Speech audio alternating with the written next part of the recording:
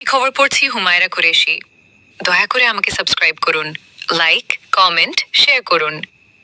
সোনারপুরে অভিষেক বন্দ্যোপাধ্যায়ের উপর হামলার অভিযোগ, ডিম, পাথর নিক্ষেপ ও ধস্তাধস্তির ঘটনা, চশমা ভাঙা ও শারীরিক আঘাত, হাসপাতালে ভর্তি ও চিকিৎসা, মমতা বন্দ্যোপাধ্যায়ের হাসপাতাল পরিদর্শন, তৃণমূলের প্রতিবাদ কর্মসূচির ঘোষণা, বিজেপির পাল্টা প্রতিক্রিয়া, সোনারপুরে হামলা, আহত অভিষেক, হাসপাতালে ছুটলেন মমতা, বড় রাজনৈতিক উত্তেজনা।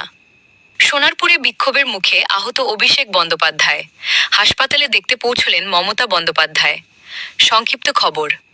সোনারপুরে এক কর্মসূচিতে গিয়ে বিক্ষোভের মুখে পড়েন অভিষেক ব্যানার্জি। অভিযোগ, তার দিকে জুতো ও বিভিন্ন বস্তু ছোড়া হয় এবং ধস্তাধস্তির পরিস্থিতি তৈরি হয়। ঘটনায় তার চোখ সহ শরীরের একাধিক স্থানে আঘাত লাগে বলে জানা যায়। এরপর তাকে বাইপাস সংলগ্ন একটি বেসরকারি হাসপাতালে নিয়ে যাওয়া হয়। হাসপাতালে তার শারীরিক পরীক্ষা নিরীক্ষা এবং বিশেষ করে চোখের চিকিৎসা করা হয়। গুরুতর আঘাতের আশঙ্কায় চিকিৎসকেরা পর্যবেক্ষণে রাখেন। আহতের খবর পেয়ে হাসপাতালে পৌঁছান মমতা ব্যানার্জি। তার সঙ্গে অভিষেকের মাও উপস্থিত ছিলেন। মুখ্যমন্ত্রী চিকিৎসকদের সঙ্গে কথা বলে অভিষেকের শারীরিক অবস্থার খোঁজ নেন। হাসপাতালের বাইরে তৃণমূল কংগ্রেসের বহু নেতাকর্মী ও সমর্থকদের ভিড় দেখা যায়। ঘটনার জেরে রাজনৈতিক মহলে ব্যাপক চাঞ্চল্য ছড়িয়েছে।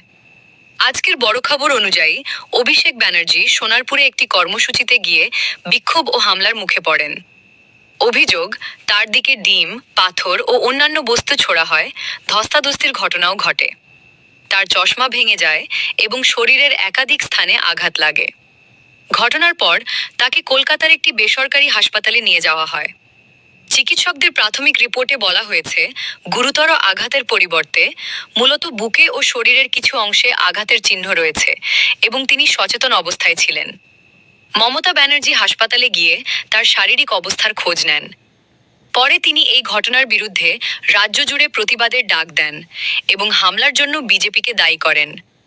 অন্যদিকে বিজেপি হামলায় জড়িত থাকার অভিযোগ অস্বীকার করেছে।